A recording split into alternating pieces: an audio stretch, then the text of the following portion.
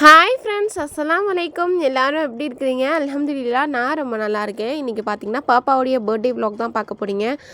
வீடியோலாம் போட்டு ரொம்ப நாள் ஆச்சு. ஏன்னா கொஞ்சம் ஹெல்த் இஷ்யூ ஆகிடுச்சு எனக்கு. பாப்பாவுக்கு கண்டினியூவாக வந்து தஸ்மியாவுக்கு, தன்சியாவுக்கு, அப்புறம் எனக்கு, அம்மாவுக்கு முடியாமல் ஆயிடுச்சு. ஒன்று மாற்றி ஒவ்வொருத்தவங்களுக்குலாம் சரியாக ஒவ்வொருத்தவங்களுக்காக வர ஆரம்பிச்சிருச்சு. சரி, இப்போ தான் கொஞ்சம் ரெக்கவர் ஆகி அல்ஹம்துலில்லாஹ் இப்போ கொஞ்சம் நல்லாயிருக்கும் அல்ஹம்துலில்லாஹ். இப்போ பார்த்திங்கன்னா பாப்பாவுடைய பர்த்டே விலாக் தான் நம்ம வந்து ஷூட் பண்ணி வச்சுருந்தேன். எடிட் பண்ணி போடுறதுக்கு டைம் இல்லை. ஏன்னா அந்தளவுக்கு கொஞ்சம் பிஸியாக இருந்தோம் ஹெல்த் இஷ்யூ ஆனனால. நடுவில் பார்த்திங்கன்னா எனக்கு கேவிட்டி பெயின் வேறு வந்துருச்சு. சரி, ஓகே, அதை வேறு போய் பார்த்துட்டு ஹாஸ்பிட்டலில் வந்து காமிச்சதுக்கு அவங்க எடுத்துடலாம் அப்படின்னு சொல்லிட்டாங்க. எடுத்ததுக்கப்புறம் கொஞ்சம் இப்போ தான் அல்ஹம்துலில்லாஹ் ரெக்கவர் ஆகி நல்லா இருக்கேன் அல்ஹம்துலில்லாஹ். சரி, வாங்க பாப்பாவுடைய பர்த்டேக்குள்ளே போயிடலாம். பாப்பாவுக்கு பார்த்திங்கன்னா ப்ளூ கலரில் தான் ட்ரெஸ்ஸு வேணும்னு சொல்லிட்டு ஆல்ரெடியே சொல்லிட்டாங்க. நவம்பர் 27 பர்த்டேனா நவம்பர்லேருந்தே ஸ்டார்ட் பண்ணிட்டாங்க. எனக்கு பர்த்டே வருது, எனக்கு இந்த கலரில் ட்ரெஸ் வேணும், இந்த கலரில் பலூன் எல்லாமே டெக்கரேஷன் பண்ணணும் அப்படின்னு சொல்லிட்டாங்க. சரி, அதான் சொல்லிட்டு நம்ம ப்ளூ கலரில் ட்ரெஸ்ஸு வந்து ஃபஸ்ட்டு பார்த்திங்கன்னா போத்தீஸில் போய் பார்த்தோம். போத்தீஸில் வந்து அவ்வளோவா கலெக்ஷன்ஸே எனக்கு பிடிக்காத மாதிரி இருந்துச்சு. எதுவுமே கொஞ்சம் ஒன்று வந்து ரொம்ப கிராண்டாக ஹெவியாக இருந்துச்சு. பாப்பா ரொம்ப கிராண்டாலாம் போடவும் மாட்டாங்க. சிம்பிளாக நீட்டாக ஒரு சிம்பிள் ஒர்க்கு தான் இருக்கணும், வெயிட்லெஸ்ஸாக இருக்கணும், அந்த மாதிரி தான் போடணும்னு நினப்பாங்க.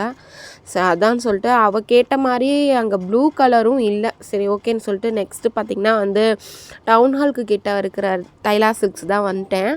அங்கே போய் பார்த்தேன்னா எனக்கு பார்த்தோன்னே இந்த ட்ரெஸ் ரொம்ப பிடிச்சிருந்துச்சு. சரி, அங்கேயே வந்து ட்ரையல் பார்த்தாச்சு. பாப்பாவுக்கு போட்டு பார்த்தோன்னே இன்னுமே எங்களுக்கு பிடிச்சிருச்சு. சரி, ஓகே, இதுவே பில் பண்ணிடலாம். ஏன்னா டைம் இல்லை. ஆல்ரெடி நாங்கள் கிளம்புனது பார்த்திங்கன்னா வந்து 7:30க்கு கிளம்புனோம். ஈவினிங் 7:30க்கு கிளம்புனோம். அங்கே பர்ச்சேஸ் பண்ணி முடிக்கவே வந்து 9:30 ஆகிடுச்சு. அதுக்கப்புறம் காஸ்டியூம்ஸ்லாம் கொஞ்சம் எடுக்கணும், கொஞ்சம் நெக்லஸ் வாங்கணும், பேங்கிள் வாங்கணும், ப்ரேஸ்லெட் வாங்கணும், கிளிப்பு வாங்கணும், செப்பல் வாங்கணும் அப்படின்னு சொல்லிட்டு நம்மளுக்கு டைம் இல்லை. ஆல்ரெடி இந்த ட்ரெஸ் எடுக்கிறதுக்கே வந்து பார்த்திங்கன்னா 9:30 ஆகிடுச்சு. இன்னும் அதெல்லாம் எடுக்கணும்னு சொல்லிட்டு ஆப்போசிட்டில் இருக்கிற டவுன் ஹால் பக்கத்தில் ஒட்டின மாதிரி இருக்கும் பேங்கிள் ஷாப்லாம். அங்கேயே பார்த்திங்கன்னா வந்து பேங்கிள்ஸு, நெக்லஸ் எல்லாமே எடுத்துகிட்டு வீட்டுக்கு வந்துட்டோம். மார்னிங் பார்த்திங்கன்னா ஹஸ்பண்ட் கேக் ஆர்டர் பண்ணுறதுக்காக அர்ச்சனா ஸ்வீட்டில் வந்து ஆர்டர் பண்ணுறதுக்காக தான் போயிட்டார் அவர். நான் பார்த்திங்கன்னா குட்டி பாப்பாவும் பெரிய பாப்பாவும் பார்த்துட்டு வீட்டில் இருக்கிற ஒர்க்லாம் முடிச்சுட்டு ஹஸ்பண்ட் வந்ததுக்கப்புறம் சாப்பிட்டுட்டு அன்றைக்கி பார்த்திங்கன்னா வந்து பிரியாணி தான் ஆர்டர் பண்ணி வாங்கியிருந்தோம். அதை சாப்பிட்டுட்டு ஹஸ்பண்ட் பார்த்திங்கன்னா டெக்கரேஷன் பண்ண ஸ்டார்ட் பண்ணிட்டாங்க. நான் பாப்பாவை குளிக்க வச்சு ரெடி பண்ண ஸ்டார்ட் பண்ணிட்டேன். அப்புறம் பார்த்திங்கன்னா நான் யாரையுமே கூப்பிடல. லாஸ்ட் டைம் வந்து ஃபஸ்ட்டு செகண்ட் பர்த்டேக்கெலாம் எல்லாத்தையும் கூப்பிட்டு பண்ணியிருந்தேன். இந்த தடவை பார்த்திங்கன்னா கொஞ்சம் ஹெல்த் இஷ்யூ இருந்தனால யாரையுமே நான் அவ்வளோ பெருசாக கூப்பிடல. இன்லாஸ் வீட்டில் மட்டும் கூப்பிட்ருந்தேன். மாமியார், அப்புறம் ஹஸ்பண்டோட அண்ணன் பசங்க, சிஸ்டர்ஸ் இவங்க தான் இருந்தாங்க. வேறு யாரையுமே நான் கூப்பிடலை.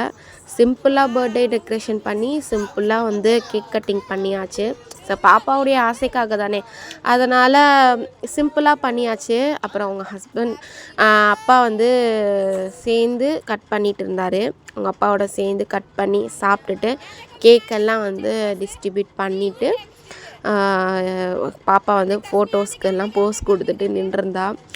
பாப்பாவுடைய ட்ரெஸ்ஸு, காஸ்டியூம்ஸு, பாப்பா எப்படி இருக்கான்னு சொல்லிட்டு கமெண்ட் பண்ணுங்கள். பாப்பாவுக்கு ப்ளஸ் பண்ணுங்கள். பாப்பா பார்த்திங்கன்னா வந்து பயங்கர ஹாப்பியாக இருந்தான் அன்றைக்கி ஃபுல்லாக. அப்புறம் பார்த்திங்கன்னா கூட நிற்கிற அந்த பையன் பார்த்திங்கன்னா வந்து கிஃப்ட் கொடுத்தான்.